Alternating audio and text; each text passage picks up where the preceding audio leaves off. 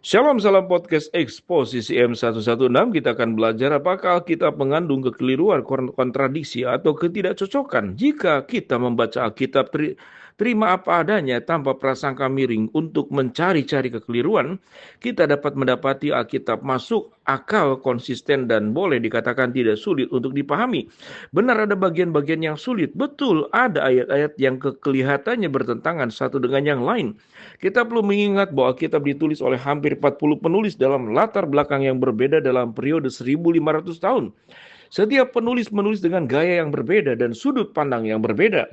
Kepada hadirin yang berbeda, untuk maksud yang berbeda, tentu saja akan ada perbedaan-perbedaan, namun perbedaan bukanlah kontradiksi. Sesuatu baru dapat disebut salah atau sama sekali tidak ada cara di mana ayat-ayat itu ada bagian-bagian Alkitab dapat dicocokkan. Bahkan jika saat ini tidak ada jawaban, tidak berarti sama sekali tidak ada jawaban. Banyak orang menemukan apa yang dikira sebagai kesalahan dalam Alkitab jika ditinjau dari sudut pandang sejarah dan geografi ternyata benar setelah adanya penemuan-penemuan terbaru dalam arkeologi di bagian bahasa Inggris dan situs kami seringkali mendapatkan pertanyaan seperti ini.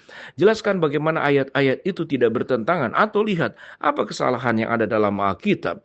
Kami mengakui bahwa beberapa hal yang ditanyakan tidaklah mudah untuk dijawab, namun demikian kami percaya bahwa ada penjelasan dan jawaban yang masuk akal dari setiap bagian Alkitab yang dianggap bertentangan dan salah. Ada buku-buku atau situs-situs yang secara khusus mencantumkan semua kesalahan dalam Alkitab.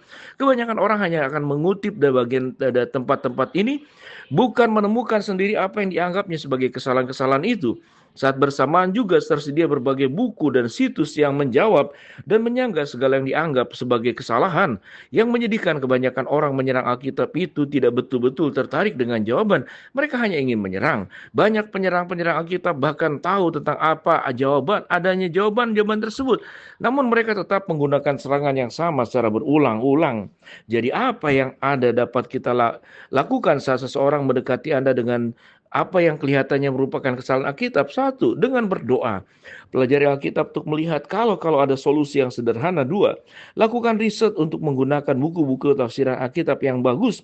Buku-buku yang mempertahankan Alkitab dan situs-situs riset Alkitab yang tersedia. Tiga, tanyakan pada pendeta atau pemimpin gereja kalau Anda supaya dapat menemukan solusinya. Keempat, kalau setelah langkah-langkah 1, 2, dan 3 sudah dilakukan tapi tetap tidak ada jawaban yang jelas, percayalah kepada Allah bahwa firman-Nya adalah kebenaran dan jawaban terhadap pertanyaan tersebut itu ada tapi hanya belum ditemukan saja.